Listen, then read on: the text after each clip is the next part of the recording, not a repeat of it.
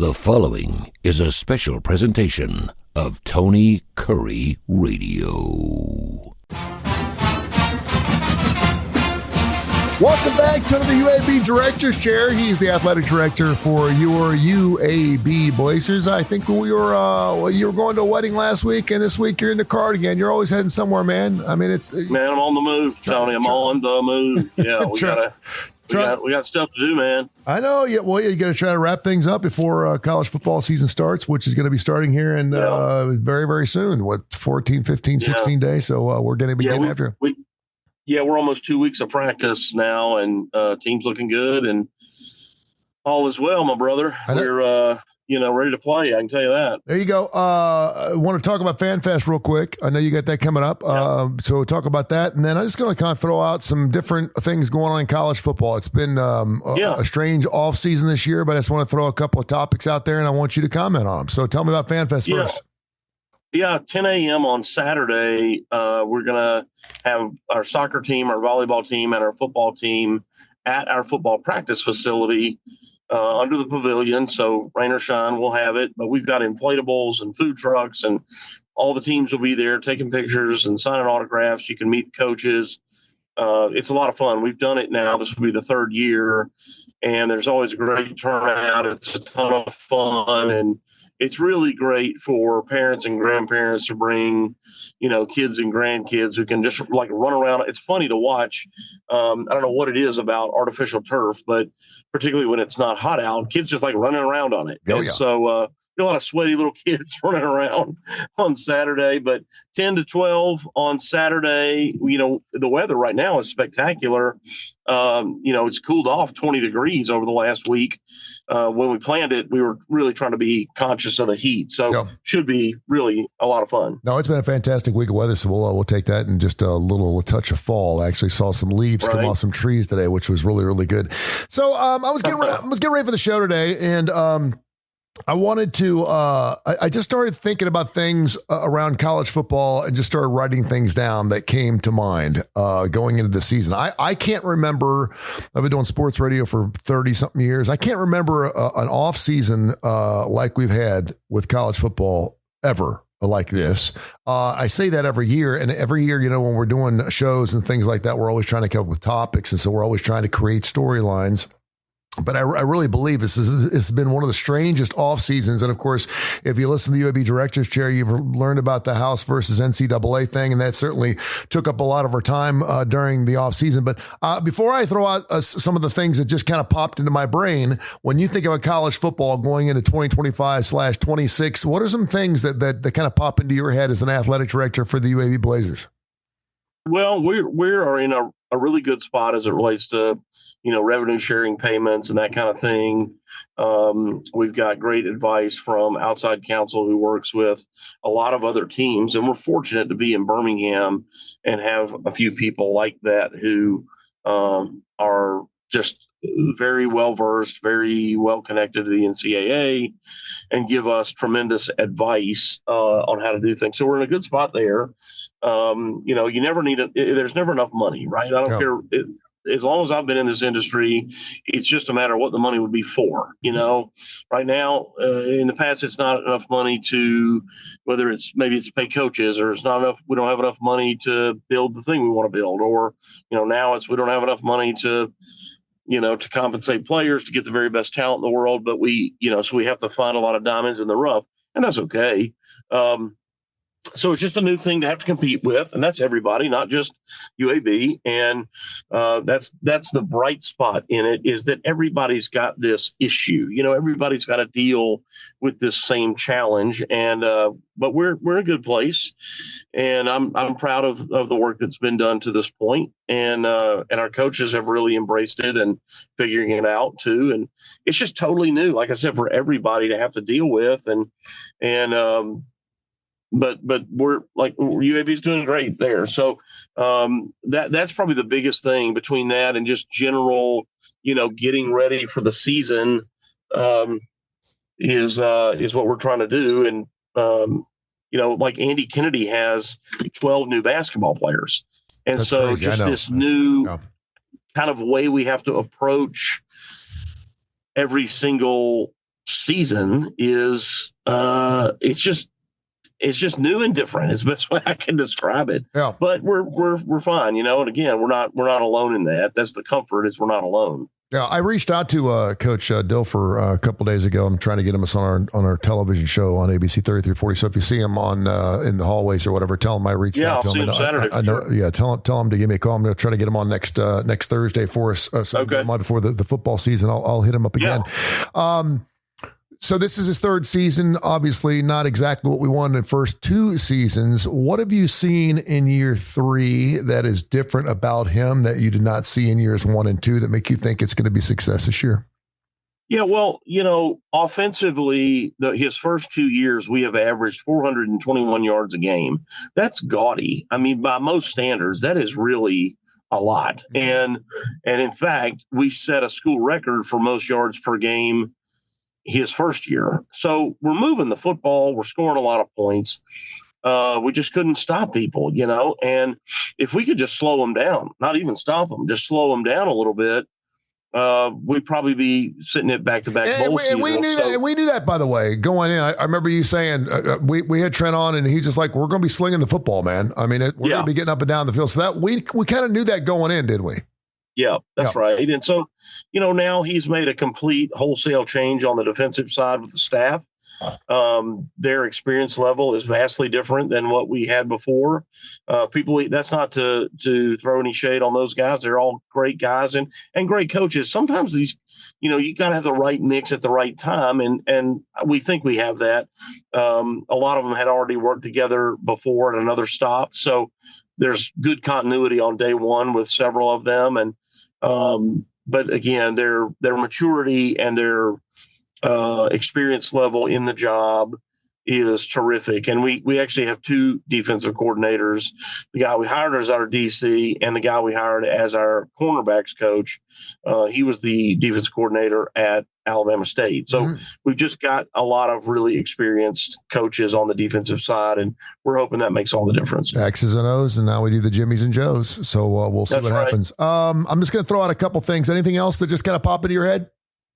Well, tickets are on sale, man. Listen, we're going to play Alabama State, who I just mentioned, game 1, August 28th. And we're expecting a great crowd and hope that our Blazer fans will be there. I can appreciate that some people think that if they're disappointed with how Coach Dilfer has done or whatever. But if you love the Blazers, you got to support them. I mean, if you want them to lose, they'll lose if you don't support them, and that's just not good.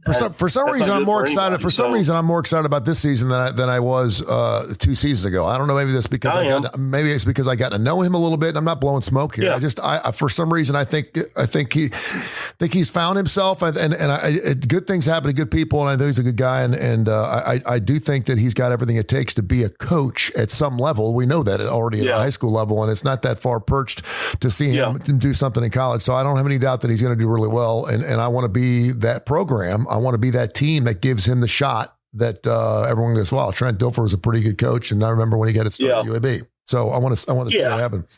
I think, listen, Trent's a great coach, and I'm with you. I think he'll do well. Speaking of coaches, something that kind of popped in my head, coaches, in college football season. We got this guy who's won 6 Super Bowls now coaching the North Carolina Tar Heels. You'd have to say that this is probably one of the strangest situations that we've ever gone into play. I don't think anyone thought Bill Belichick was going to be a head coach at the college level. We thought he'd just hang it out and be done with it. It seems like he's got himself a significant other that he seems to be happy with. And also, and I just, since we're going to go ahead and talk about coaches, I think of a Dabo Sweeney.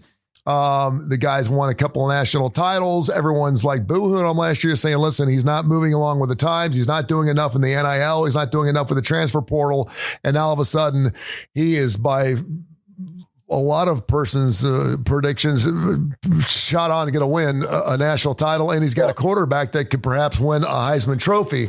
Talk about that, and then I also, just since we're talking coaches, what's going to happen with Deion Sanders? Shador's gone. Travis Hunter's now gone. Everyone talked about perhaps him going to the Dallas Cowboys. That didn't happen. I don't know how even close that was to happening. But now all of a sudden you're talking about year 3 for Deion Sanders, and the shine's kind of off that program a little bit at Colorado. But just talk about the coaches, and if you got any other coaches you want to throw in there, knock yourself out. Yeah, well, Coach Belichick, could start there. I mean, this is one of the all-time great football coaches ever in the game at any level.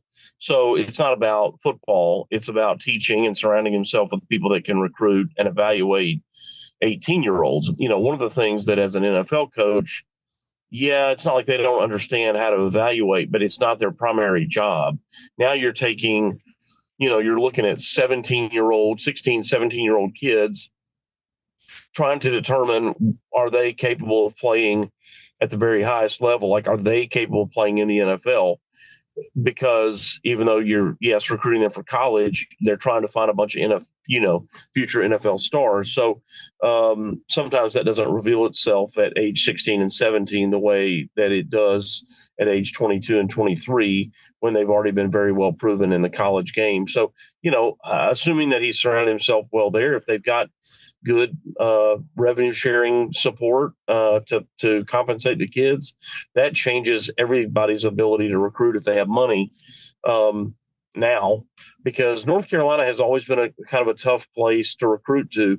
North Carolina State, Duke, Wake Forest, because they're all right there together. Mm-hmm. I mean, Wake Forest is about an hour from Chapel Hill, which is 5 minutes from Duke, which is 20 minutes from NC State.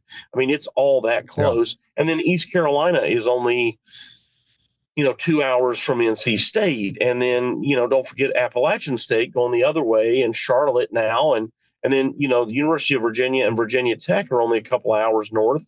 Clemson and South Carolina are only a couple of hours south. So you've got a ton of programs between Virginia to South Carolina, which doesn't even consider that the University of Georgia is only like 80 miles from Clemson. Yeah. So it's all stacked in there really tight. And, Tennessee has always tried to come over and get kids from North Carolina. If you could get their, top 2 or 3, you're doing really well. So now that compensation has entered the game, that may be enough to get North Carolina ahead of some of those others if they can do that, not to mention the prestige of playing for Bill Belichick. Now, Dabo, who you asked about, we just mentioned Clemson. Dabo's philosophy has been very interesting. He has not embraced the transfer portal. What he's tried to do, and I really respect it, is kind of stay the old-fashioned way, meaning build a team culture from the ground up. We're going to recruit high school kids, and we're going to make them love it here. They're going to love Clemson. They're going to love the staff. They're going to love playing for us. And they're going to have to pay them. They're not going to just be able to keep everybody. But, so far that's working, Tony. And they say, well, his last year or so have just been kind of, for Dabo, they've been down because he had been, at the very, very top for a few years. But I think I'm with you. I think this could be a year where he really has a big bounce back, because there is something to be said, and it's not insignificant. Team culture is real. A bond amongst your teammates, where you've been through hard things together, winter workouts, summer workouts. You've grown together. You have each other's back. You know each other's strengths and weaknesses. And that's what he's got. And most of us don't have that because we're having. I absolutely love it. I absolutely love it. I mean, I'm 59 years old. Maybe it's the purest in me. I love players that stay on teams in major sports for long periods of time. I love the Barry Larkins of the world. I love guys that stay and are loyal to their teams because loyalty's out the window. I love coaches who develop players. I like to get to know a player for 2 or 3 or 4 years. And it helps me as a fan to know who these people are. And now players are just jumping around left to right. It's hard to keep track of who's your quarterback and where. And I just, but I absolutely love it. I love his heart. I love what he stands for. And I think and again, my son goes to Clemson. I know that you've gotten certain friends of yours that are in around that program as well. And I think he's doing the right thing. And I'd love to see him stick it back in the face of a lot of people who, go into transfer portals and getting 20, 30 guys every year. Yeah, I'm with you. I mean, I hope he'll be successful because I think it's important for college sports. And I also understand too. Hey, by the way, I also understand you just listen. The transfer portal is here. We used to have JUCO. Right. We did JUCO players. Remember? I mean, that's what you used to go out and get JUCO players. And you come in the first couple of years and you fill in those little spots and hopefully you'd have a decent team. And next thing you know, you had time to develop guys into 3 or 4 year guys. And now you have the transfer portal. So I get it. I mean, however you get it done, that's great. I'm just telling you from a fan standpoint, I love to see it like a Cade Klubnik who's there for his 4th year of the quarterback and you root for a guy like that. So, yeah. Yeah, I agree with you. And I think he's got a lot of talent. So they're certainly on the rise. Is Deion Sanders a good coach? I think he is. Yeah. And I think that he's really smart. I've always heard really good things about him. I have no doubt that he'll continue to attract talent and do well. So, look, man, I don't know if anybody, I don't wish for anybody to not succeed. I hope he will be successful.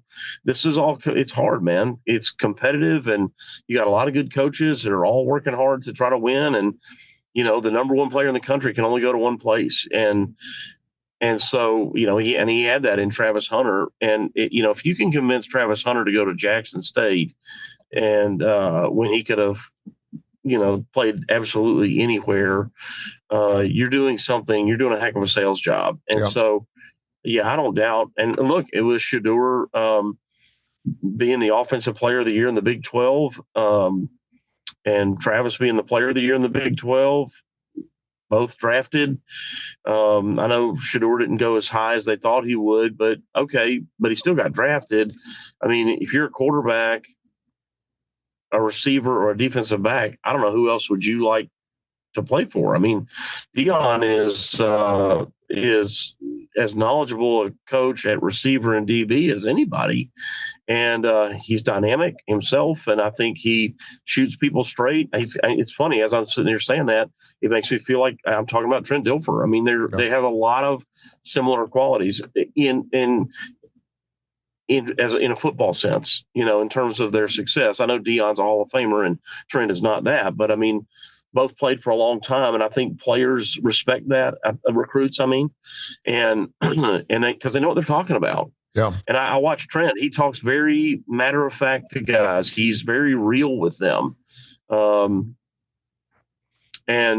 I think people prefer that. I think they respect it. We only got a couple more minutes left, and we can continue this talk next week because we do have actually a couple of weeks here before college football season kicks off. I wanted to get into Cinderellas, and I just love the word Cinderellas in and around college football because we've never been able to use that terminology before. We had SMU, we had Indiana last year. This year, a lot of people are saying perhaps Tulane. I know Tim Brando, we had him on our show last week. He's picking Tulane to make the playoffs because the way the playoffs scenario sets up, and we're obviously thinking it's going to be expanded to 16 next year. Perhaps you'll have another Cinderella. Cinderellas are different in college basketball because you do have teams that are 15 and 30 that end up making it in because they win their conference championship. Right. Like that happens. And that's a true Cinderella. If you're good enough to make it into the Sweet 16, if you will, in college football, you're not really a Cinderella. You're a good football team and chances are you've probably gone undefeated. But how does that make you feel as a UAB Blazer fan and as an athletic director, knowing that if you win your games, you will have a shot? Oh, yeah. I mean, look, all anybody wants is an opportunity. Yeah. Give us a chance, man. Give us a chance to compete. That's what bothers me about all this automatic qualifier conversation and talk around the NCAA tournament expansion. It's not to let people like us in. It's to let the 11th place team in a Power 4 conference in. Nobody wants to see that. They didn't have a good year. Yeah. But when you're the number 2, the second place or third place team in the American, and you can't get in the NCAA tournament, that's a problem. And because these are good teams who maybe they have a bad night shooting in the championship and now they're not in and they've had a great year, or the opposite, and they have a great night shooting and they're about to make a run because they've gotten hot. They finally figured it out and got it together. I just don't understand. And nobody's interested in watching the 11th place team from a P4 play. They're just not. Those teams did not have a good year, and they're ready to call it a season and look to the following year. And so the Cinderella stories are the most fun I think, in college sports. And that's not like that I'm always pulling for the underdog, but maybe I am. But yeah, that's all we want is an opportunity to compete, man. Give us a chance. All right. FanFest coming up this weekend. I'll see you down there. Safe travels. We'll catch up next week. Man, we're right on the cusp of it, brother. It's right here. We're on it. Yep. It's going to be fantastic. Be careful, and we'll talk to you next week. This has been a special presentation of Tony Kurre Radio.